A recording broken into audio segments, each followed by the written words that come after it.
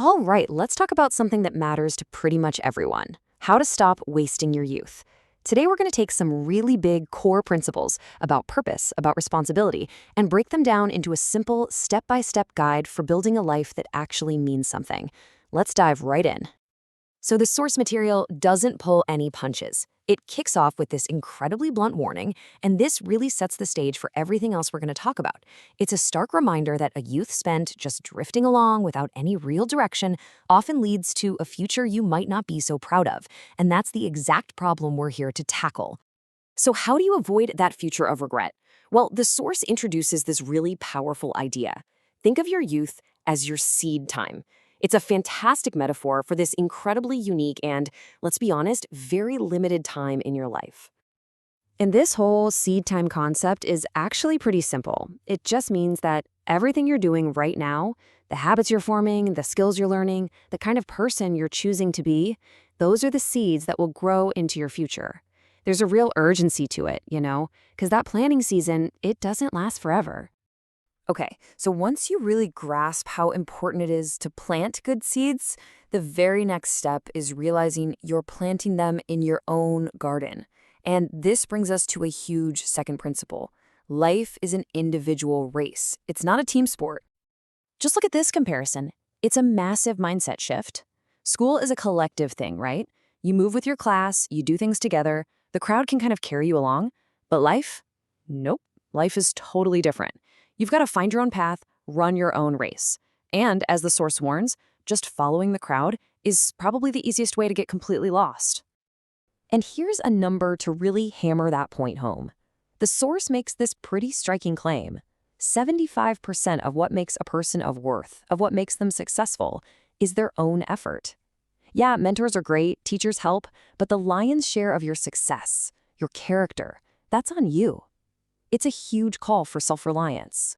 So, if you're running your own race, you're going to need a finish line, right? Otherwise, you're just running in circles. This leads us to the third, and maybe the most profound part of this guide, finding what the source calls your divine purpose. It's all about knowing exactly where you are running to. And this is the question at the heart of it all. The source really encourages you to take a serious moment and ask yourself, what is my assignment? What am I uniquely put on this earth to do? It's about shifting from a life of random chance to a life of intentional purpose. To make this idea clearer, the source uses this fascinating analogy. Think about it. A product, like your phone, doesn't get to decide its own purpose. It's designed by its creator with a specific function in mind. The argument here is that we're kind of similar. We're created with an inherent purpose. So your job isn't to invent one out of thin air, but to discover the one you were designed for. Okay, so you've done the hard work, you've discovered your purpose, now what? Well, a vision by itself isn't nearly enough. And that brings us to the fourth key area: understanding and being willing to pay the non-negotiable price of success. And this is just so crucial. Purpose requires work, real work. You can't start climbing a tree from the top, you gotta start at the bottom and work your way up. A vision without a practical first step is just a daydream. To really illustrate this, the source points to the story of athlete John Owen, a triple gold medalist back in the 1993 Berlin Olympics. His coach apparently told him there were 4 rungs on the ladder to stardom. And these 4 principles, determination, dedication, discipline, and sacrifice, they are presented as the essential cost of turning that vision into a reality. And finally, we get to the 5th principle, and according to the source, this is the most foundational one of all. For any of this other stuff to actually last, it has to be built on a strong spiritual foundation. The argument here is that, yeah, talent and hard work can take you a long way, but it's a connection with God that actually preserves you and carries you through life's battles. The world is described as an embattled place, and a strong spiritual life is positioned as your ultimate defense system.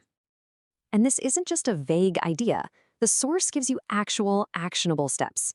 Building this foundation means actively engaging with spiritual teachings, facing challenges with faith, and intentionally working on a close relationship with God, starting as early as possible. This quote just wraps up the entire message so perfectly. The journey begins now. Taking early, decisive, and purposeful action when you're young is the single best predictor of finishing your life's race well. And so, we're left with this challenge. This isn't just information. It's a personal decision. The seed time is now. The race is yours alone. The purpose is out there waiting to be discovered. The price has to be paid. So the only real question left is, are you ready to run? Because how you answer that question today is going to define your entire tomorrow. Thanks for tuning in.